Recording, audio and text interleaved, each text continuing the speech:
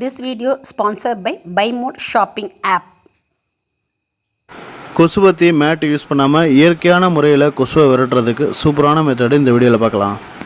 கொசு தொல்லை அதிகமாக இருக்குது. உடனே நம்ம என்ன பண்ணுவோம் அப்படின்னா, காயில் இது மாதிரி எடுத்து யூஸ் பண்ணுவோம். அப்படி இல்லாட்டி லிக்விடை போட்டு கொசுவை கொல்லணும்னு நினைப்போம். ஆனால் அதில் இருக்கிற பிரச்சனைகள் நிறைய இருக்குது. இயற்கையான வழிமுறையில் கொசுவை எப்படி விரட்டுறதுன்ட்டு இந்த வீடியோவில் பார்க்கலாம். இயற்கையான வழிமுறையில் தான் விரட்டணும்னு ஏன் சொல்கிறேன் அப்படிங்கிற காரணத்தையும் நான் சொல்லியிருக்கேன். வீடியோ ஃபுல்லாக ஸ்கிப் பண்ணாமல் பாருங்கள், உங்களுக்கு கண்டிப்பாக யூஸ்ஃபுல்லாக இருக்கும். மொத்தம் 3 டிப்ஸ் சொல்லியிருக்கேன். 3ல் ஏதாவது ஒன்று ஃபாலோ பண்ணாலும் நல்ல ரிசல்ட் இருக்கும்.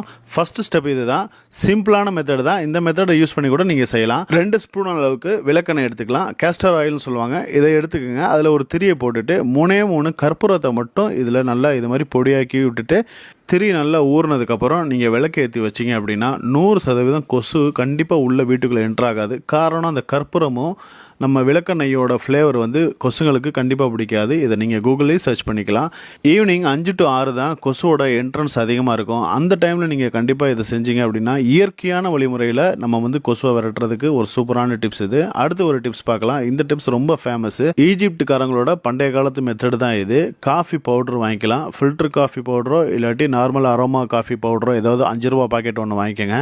அடுத்ததாக பார்த்தீங்கன்னா, இந்த மெத்தடு உங்களுக்கு நிறைய பேருக்கு தெரிஞ்சிருக்கலாம். தெரியாதவங்களுக்கு இது கண்டிப்பாக புதுசாக இருக்கும். இந்த மெத்தட் நீங்கள் ட்ரை பண்ணுங்கள். காஃபி பவுடரை வந்துட்டு நல்லா கொட்டிட்டு 3 கற்பூரம் அதில் வந்து நம்ம பொடி பண்ணி போட்டுட்டதுக்கப்புறம் நம்ம இதை வந்துட்டு பற்ற வச்சுட்டு எரிய விட்டோம் அப்படின்னா அதுலேருந்து வரக்கூடிய அந்த அரோமா, அந்த ஸ்மெல்லு வந்துட்டு கொசுகளுக்கு கண்டிப்பாக பிடிக்கவே பிடிக்காது. என்ட்ரன்ஸே ஆகாது. செத்து மடிகிறத நீங்கள் கண்ணு முன்னாடியே பார்க்கலாம்.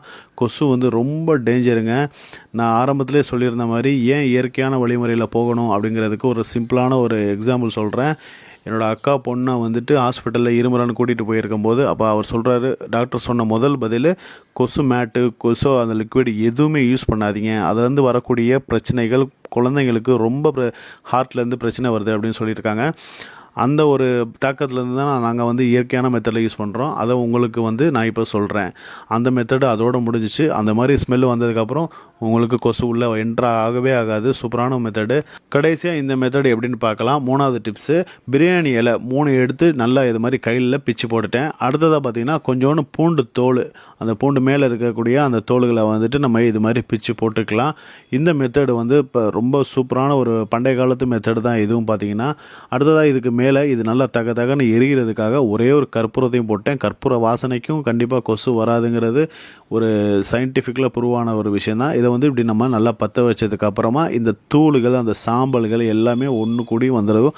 அதுக்கப்புறம் நம்ம ஏற்கனவே சொன்ன மாதிரி இந்த மாதிரி விளக்கெண்ணெய், கேஸ்டர் ஆயில் ஊற்றிக்கிட்டு இதில் வந்து நம்ம திரிய வச்சு கொளுத்தி விட்டோம் அப்படின்னா சூப்பராக நல்ல ஒரு வாசனையாகவும் இருக்கும்.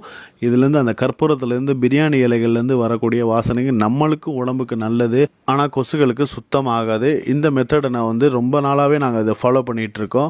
5 to 6 மணி இந்த டைமில், ஈவினிங் டைமில் இந்த மாதிரிட்டு நம்ம கொளுத்தி எந்த இடத்துலலாம் கொசுவோட என்ட்ரன்ஸ், வீட்டோட ஜன்னல், வீட்டோட அந்த என்ட்ரன்ஸில் இதை வந்து பற்ற வச்சிட்டோம் அப்படின்னா ஒரு விளக்கு பற்ற வைக்கிற மாதிரி தான். ரொம்ப வந்து இதுக்காக ரிஸ்க் எடுக்கிறதுலாம் இல்லை. அந்த நம்ம எரிஞ்ச அந்த சாம்பலில் இருக்கக்கூடிய ஆயிலோடு சேர்த்து அந்த திரியை நல்லா நினச்சிட்டு இது மாதிரி பற்ற வச்சிட்டிங்க அப்படின்னா ஒரு சயின்டிஃபிக்காக என்ன சொல்கிறாங்க அப்படின்னா, அந்த கற்பூரமும் அந்த பிரியாணி இலையில் இருக்கக்கூடிய அந்த வாசனை வந்துட்டு நமக்கு ஒரு அமைதியை உண்டாக்கும் அப்படின்னு சொல்கிறாங்க. ஆனால் கொசுகளுக்கு இது கண்டிப்பாக ஆகவே ஆகாது. இந்த 3 மெத்தடில் நீங்கள் எதை வேணாலும் ஃபாலோ பண்ணுங்கள், நல்ல ரிசல்ட் கிடைக்கும். நான் ஆரம்பத்திலே சொன்ன மாதிரி கொசு மேட்டு, அந்த கொசு லிக்விட் வந்து குழந்தைங்களுக்கு ரொம்ப டேஞ்சர். இந்த வீடியோ பிடிச்சிருச்சுன்னா கண்டிப்பாக உங்கள் ஃப்ரெண்ட்ஸுக்கு ஷேர் பண்ணுங்கள், இல்லாட்டி டேக் பண்ணுங்கள். அடுத்து ஒரு இன்ட்ரெஸ்டிங்கான வீடியோவில் சந்திக்கலாம். பாய்.